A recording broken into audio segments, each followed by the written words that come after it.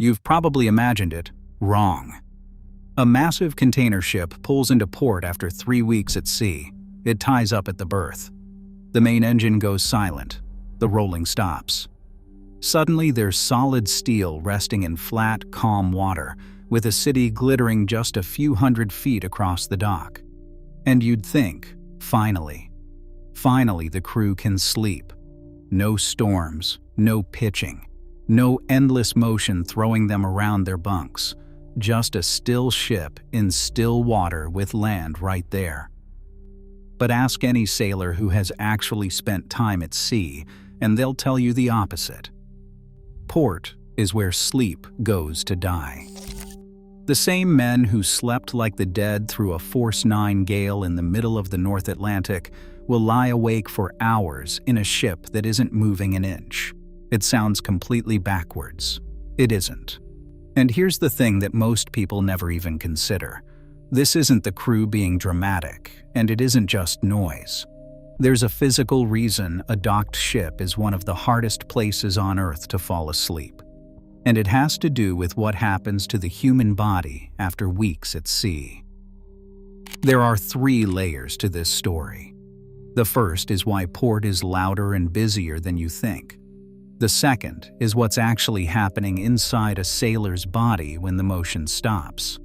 And the third is something almost nobody outside the merchant navy ever hears about. By the end of this video, you'll never look at a docked ship the same way again. So why can't they just sleep? The ship is stable. The weather's calm. Most people assume the answer is that sailors are simply exhausted from the voyage and their sleep is messed up.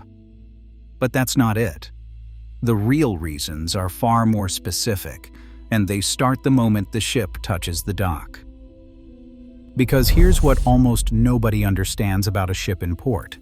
It does not go quiet. It gets louder. At sea, a cargo ship is running on one dominant sound, the main engine. On a large vessel, that engine turns at somewhere between 60 and 100 revolutions per minute, and it produces a deep, steady, low-frequency hum that never changes. It vibrates through the entire steel hull, every hour of every day. And within a day or two at sea, the crew stops hearing it entirely. Their brains file it away as background. It becomes white noise. It becomes, weirdly, comforting. Then the ship reaches port and that engine shuts down, and you'd assume silence. Instead, the constant hum is replaced by something far worse for sleep. Irregular, unpredictable, violent noise. Because a ship in port is a 24-hour industrial work site. Cargo operations do not stop for night. Cranes run around the clock. And when a loaded container, 20 to 40 tons of steel, is lowered onto the deck or slammed into the stack, it doesn't just make a sound. It sends a physical shock wave straight through the hull. And this is where the material matters. Steel is one of the best conductors of sound on the planet. A ship is essentially a giant steel drum, and the crew sleeps inside it. That boom of a container landing on deck travels through the frame, through the bulkheads, up into the accommodation block, and into every single cabin.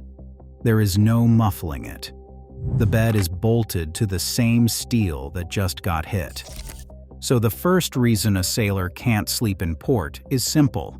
The one sound that lulled him to sleep for 3 weeks is gone, and it's been replaced by a random cargo bombardment every couple of minutes. But noise is only the beginning, because the second reason isn't about sound at all. It's about work. Here's what most landlubbers get completely wrong. They think port is the rest stop. It's the opposite. Port is when the crew works hardest. At sea, a ship mostly runs itself, and the watch system is predictable. But the moment you're alongside, the workload explodes.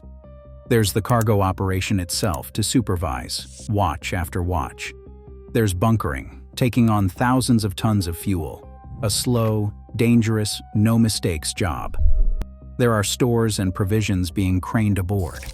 There's maintenance that physically cannot be done while the engine is running at sea. And there are inspections, port state control, customs, agents, surveyors, all demanding attention and paperwork. So the crew isn't handed a peaceful night. They're handed a shrinking window of sleep, wedged between cargo watches and inspections, in a steel box that's being bombarded with noise. A sailor might finally lie down at 2 a.m. knowing he has to be back up at 6 for a cargo watch, and even those 4 hours get shredded. But even if you solve the noise, and even if you solve the workload, most experienced sailors still wouldn't sleep well. And the reason for that is buried inside their own bodies. It's something they can't turn off, and it's the part almost nobody expects. Here's a fact about the human body most people have never heard. When you spend an extended period on a moving ship, your brain physically recalibrates. Your inner ear, the vestibular system that controls your balance, is constantly fed the rhythm of the sea. The gentle roll, the rise and fall, the predictable sway. And after a few days, your brain stops fighting it and starts expecting it. It builds the motion into its baseline. Sailors have a name for this. They call it getting your sea legs. But sea legs come with a hidden cost. Once your brain expects motion, the absence of motion becomes the problem. When that ship ties up and goes perfectly still, your inner ear keeps sending out signals looking for a sway that isn't there anymore. Your body is, in a sense, still at sea while the ship is dead still on the dock. For a lot of sailors, this creates a low, restless, wrong feeling, a sense that something is off, precisely because everything is too calm. And here's the question nobody ever asks. What does that feel like when you try to sleep? It feels like your bed has stopped doing something it's supposed to do. Some sailors describe a phantom rocking, a faint sense of movement in a room that isn't moving. It's the same mechanism behind land sickness, the dizzy, swaying feeling sailors get in their first hours back on shore, when the solid ground seems to pitch under their feet. Their brains are still tuned for the sea, and it takes days to tune back. So picture the full situation now. It's 3 a.m. The ship is tied up in a busy port. Every 90 seconds, a container slams onto the deck and the whole hull rings like a struck bell. Floodlights blaze through the porthole because the terminal never goes dark. The comforting engine hum that put you to sleep for 20 nights straight is gone. Your body is still swaying to a sea that isn't there. And you have a cargo watch in 3 hours. This is not a bad night. For a sailor in port, this is a normal one. So how do experienced crews survive it? The same way experienced truckers survive -40, with preparation and small, hard-won tricks. The first is earplugs, and increasingly, white noise machines or apps that replay the exact low hum of an engine, tricking the brain back into its sea rhythm. The second is blackout, heavy curtains or tape over the porthole to kill the terminal floodlights that never switch off. The third is strategic timing. Senior officers who can choose their cabin will pick one high in the accommodation block and as far from the cargo holds as possible, because every deck of separation from the deck operations means fewer shock waves reaching the pillow. And the fourth is the most human one, learning to sleep in fragments. Not 8 hours. 2 here, 3 there. Sleep taken whenever the cargo operation and the watch bill allow it. Now here's what surprises everyone. Ask a sailor who has done years at sea whether he'd rather sleep in port or ride out a storm offshore, and a huge number of them will pick the storm.